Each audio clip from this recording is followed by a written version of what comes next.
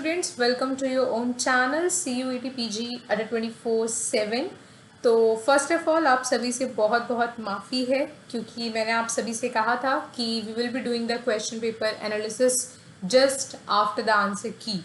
तो वो session already 5 बजे का कल लगा भी हुआ था, लेकिन तबीयत बहुत ज़्यादा मेरी ख़राब है जिसकी वजह से कल भी मैं रिकॉर्ड नहीं कर पाई और आज मैं ऑफिस भी नहीं जा पाई हूँ। बट आई नो कि आज क्वेश्चन चैलेंज का आखिरी दिन है और आज शाम मतलब रात के 11 बजे तक आप लोगों का जो आंसर की चैलेंज का विंडो है वो बंद हो जाएगा। और इसीलिए ये वीडियो आज मैं घर से बना रही हूँ। तो उम्मीद करती हूँ कि वीडियो आपको कहीं ना कहीं हेल्प करेगा। इस वीडियो को आप सभी बहुत बेसब्री से इंतज़ार कर रहे थे। तो इस वीडियो में आज हम बात करने वाले हैं कि कौन कौन से क्वेश्चंस आप लोगों को चैलेंज करने चाहिए, किन क्वेश्चंस को चैलेंज करना वर्थ इट रहेगा। और बहुत सारे बच्चों को ये कन्फ्यूज़न है कि मैम अगर हम क्वेश्चंस को चैलेंज नहीं करते हैं तो क्या हमें उसका जवाब अगर आंसर की में करेक्ट होता है तो उसके स्कोर्स काउंट होंगे हमारे में या फिर नहीं होंगे। तो ये सारी तमाम क्वेरीज आज के वीडियो में हम लोग एड्रेस करने वाले हैं। लेकिन उससे पहले याद रखिएगा कि कल हम लोग शाम को 5 बजे फुल पेपर का एनालिसिस करने वाले हैं। ये वीडियो आज मैंने अर्जेंट में बनाई है घर से, इसीलिए स्क्रीन पे मैं विजिबल नहीं हूँ बिकॉज मैं लैपटॉप से बना रही हूँ क्योंकि आज 11 बजे विंडो बंद हो जाएगा। तो यहाँ पे कुछ क्वेश्चंस वो हैं जो चैलेंज करने लायक हैं और कुछ वो होंगे जो मुझे लगता है कि कुछ बच्चों ने कहा कि मैम हम इनको चैलेंज कर रहे हैं, बट मुझे लगता है कि उन्हें नहीं करना चाहिए। अब मुझे नहीं पता कि दूसरे चैनल्स ने आपको क्या कहा है, मैंने किसी का वीडियो नहीं देखा। सो मैं यहाँ पे प्योरली अपने पर्सपेक्टिव से बात करने वाली हूँ कि अकॉर्डिंग टू मी किन क्वेश्चंस को आप कर सकते हो, किन को नहीं कर सकते हो। ठीक है, सो बिना देरी करे हुए हम वीडियो को शुरू करते हैं। और भूलना मत कि कल शाम 5 बजे भी आप लोगों का पूरा क्वेश्चन पेपर का एनालिसिस मैं इसी चैनल पर करने वाली हूँ। So let's start. तो सबसे पहले हम बात कर लेते हैं मोटे मोटे पेपर एनालिसिस के बारे में। तो जहाँ तक स्टार्टिंग में रिव्यूज़ मिले थे वो मिले थे इजी टू मॉडरेट के। तो I will stick to that. The paper was easy to moderate. Handwriting could be different because मैं पेंटाब से लिख रही हूँ, right. So moderate to easy to moderate हम इसको बोल सकते हैं जो पेपर था। मोरोवर पेपर में अगर हम बात करें कि डायरेक्टली सिलेबस या फिर इनडायरेक्टली सिलेबस से, मतलब कि जिस तरीके के प्रश्न एक पॉलिटिकल साइंस के बच्चे से पूछने चाहिए वो टोटल 75 मुझे लगते हैं। बट उसमें से भी 2 या 3 क्वेश्चन जो थे वो कुछ ज़्यादा ही डेप्थ में पूछ लिए गए थे। ठीक है, वो कुछ ज़्यादा ही डेप्थ में पूछ लिए गए थे। तो मुझे लगता है कि आप लोगों से इतना ज़्यादा डेप्थ में जो है अभी क्वेश्चंस को नहीं पूछना चाहिए था, इतना ज़्यादा डेप्थ में अभी नहीं पूछना चाहिए था, जैसे कि कुछ क्वेश्चंस मैं भी आपको आगे बता भी दूंगी। तो 75 में से अगर हम बात करते हैं कि कितने थे जितने मैंने आप लोगों को कवर कर रखे थे, तो अगर आपने मेरी वीडियोस को ऑलरेडी देख रखा होता तो 65 प्लस क्वेश्चंस जो थे वो डायरेक्टली थे जितना मैंने आप लोगों को पढ़ाया था। I am including here YouTube classes as well as paid classes as well. Batch और यूट्यूब दोनों का मिलाकर के अगर हम बात करते हैं 70 प्लस क्वेश्चन जो थे वो बिल्कुल डायरेक्ट थे।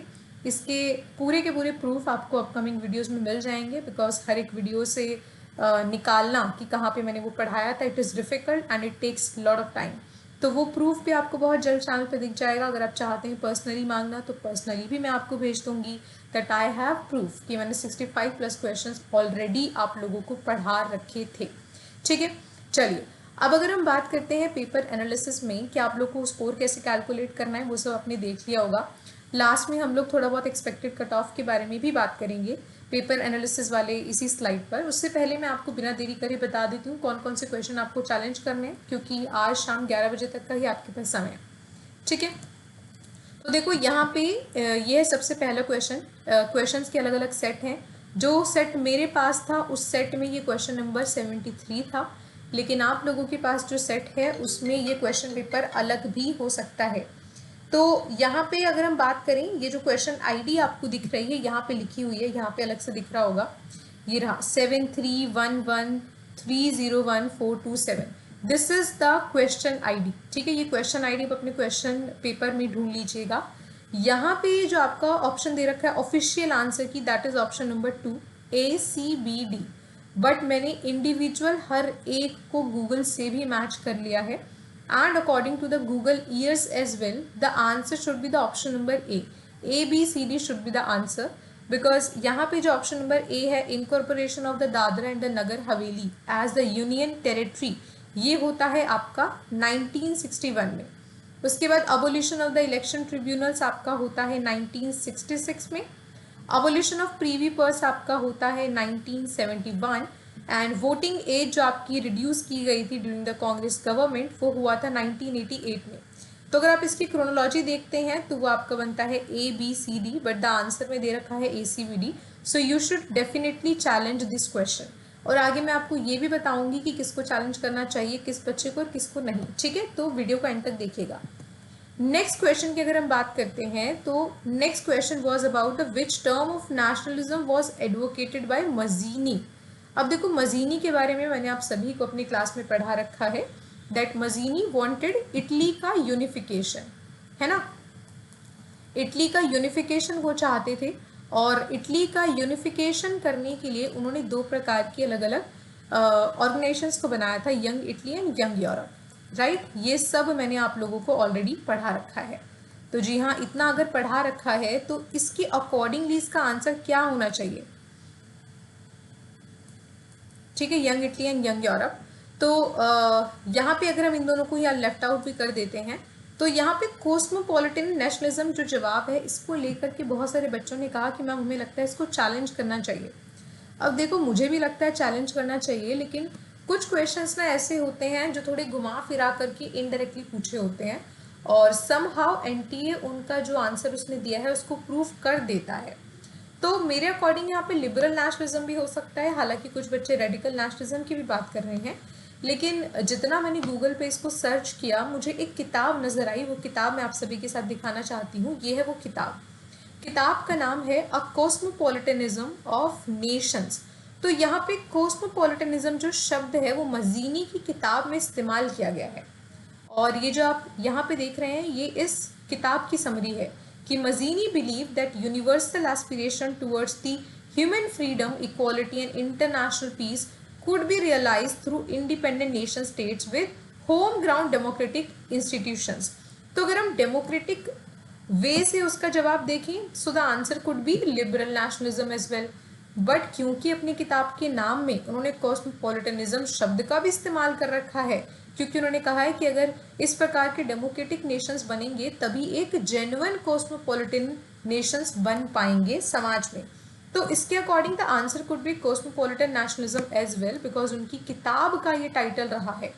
तो मेरे अकॉर्डिंगली अगर आप इस क्वेश्चन को चैलेंज करना चाहते हैं तो करिए, but this question is doubtful, ठीक है। एनटीए इसका जवाब प्रूव कर सकता है अगर उसने नहीं बदला तो इसलिए मैं ये नहीं कह रही हूँ कि 100% this question is correct, but 100% this question is wrong, but this question 73 जो मेरे सेट में था and this is the question ID जो आपके पेपर में अलग हो सकता है question number, this is 100% correct.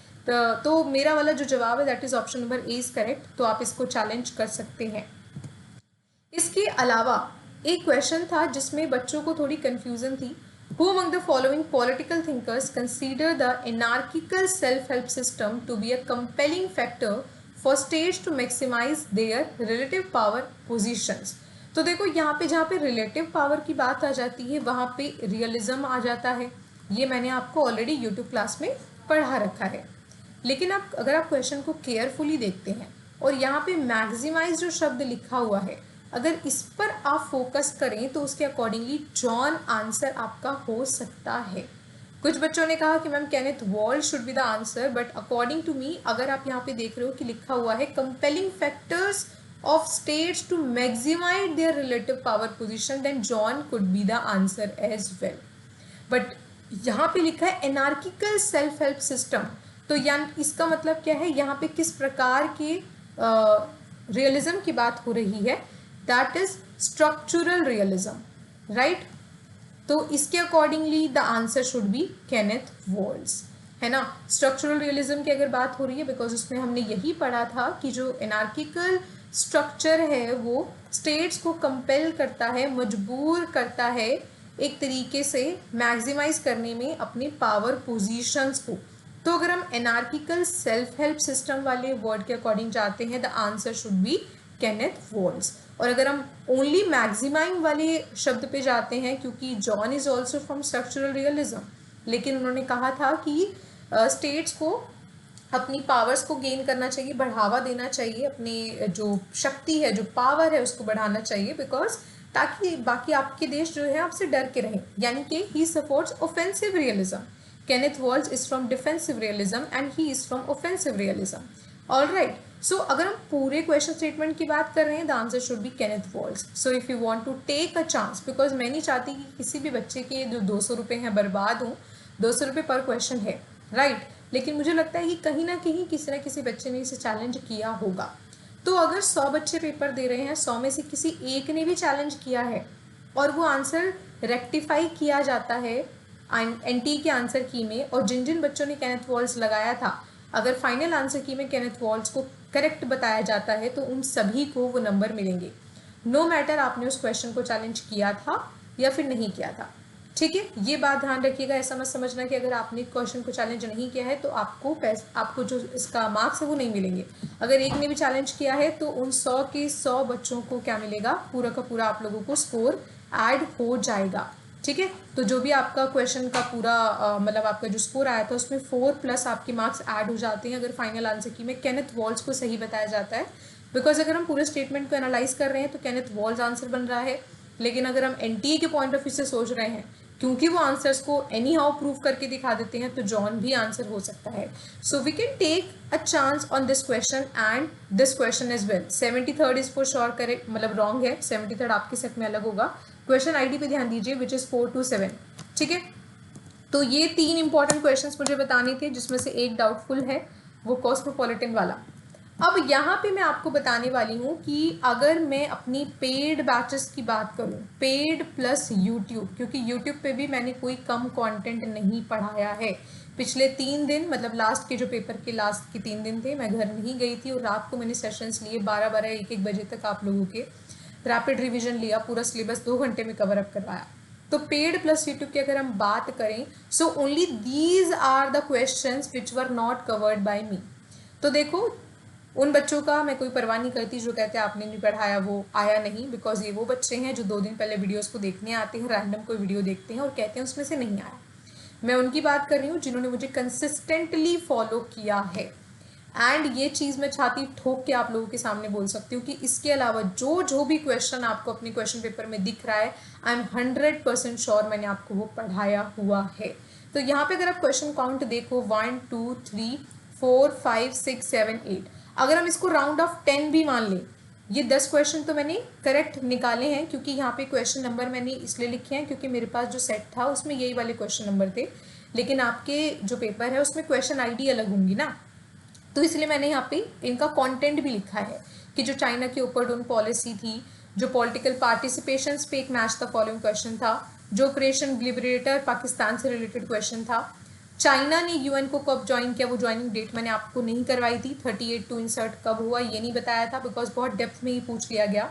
Vijayapuram capital थोड़ा जनरल नॉलेज से पूछा गया था, स्टिल आई एम सेइंग कि हाँ मैंने ये नहीं पढ़ाया था। Energy conservation act, I am not sure about that, but still I am taking the chance कि मैंने नहीं पढ़ाया होगा। सार्क को बहुत ही ज़्यादा डेप्थ में पूछ लिया गया, इतना डेप्थ में कोई नहीं पढ़ाता है। आई एम 100% श्योर पूरे यूट्यूब पे किसी ने भी सार्क को इतने डेप्थ में CUET PG के लिए कवर नहीं किया होगा, so I am damn sure about that. तो यहाँ पे ये 8 क्वेश्चन मैंने लिखे थे जो मैंने नहीं कवर करवाए, लेकिन overall I am taking 10 chance as well. तो अगर आप 65 क्वेश्चन देखते हो, देवर डायरेक्टली जितना मैंने पढ़ाया है उसी में से। किसी को प्रूफ चाहिए, भैया मेरे से मेल पे प्रूफ मांग लो। प्रूफ वाली वीडियो बहुत जल्दी चैनल पे आ जाएगी। प्रूफ इकट्ठा करने में थोड़ा समय लगता है, तो उस चीज़ में थोड़ा समय जाएगा, but I can guarantee you कि 65+ क्वेश्चंस वर डायरेक्टली जितना मैंने आपको पढ़ाया था। जो बच्चे मेरे से शुरुआत से जुड़े हुए हैं वो कमेंट सेक्शन में बता सकते हैं कि मैम हाँ उसी में से क्वेश्चंस थे। डायरेक्ट क्वेश्चन जैसे कि गाया हाइपोथेसिस मैंने आपको पढ़ाया था, रूसो मैंने आपको पढ़ाया था, किस किस के हेडक्वार्टर कहाँ पर है वो मैंने आपको पढ़ाए थे। बहुत डायरेक्टली क्वेश्चन सीधे मेरे क्लासेस से आ रखे थे, so I am damn sure about that. Challenging questions मैंने आपको बता दी हैं। उसके अलावा 2026 के जो बच्चे हैं उनके लिए ग्रेट अनाउंसमेंट है, 50% का सेल चल रहा है, जाकर के इस कोड का इस्तेमाल करिए, आपको 50% का डिस्काउंट अवेल हो जाएगा, बहुत लिमिटेड टाइम के लिए है। This is my email ID. Enrol करने से पहले एक बार मुझे मेल ज़रूर कर देना, अपना नाम, कॉन्टैक्ट नंबर और बैच का नेम, बैच का या फिर सब्जेक्ट का नाम भेज सकते हो। ये कोड हर एक प्रकार की CUET PG कोर्स के लिए अवेलेबल है। तो चाहे आपको मॉक टेस्ट लेने हैं, किताब लेनी है या कोर्स लेना है, हर किसी के लिए Swati 30 code is applicable. So that's it for today. And मुझे लगता है कि वीडियो बहुत अर्जेंट था, इसलिए मैंने घर से बना करके आपको, बाकी जो पूरा एनालिसिस है वो कल शाम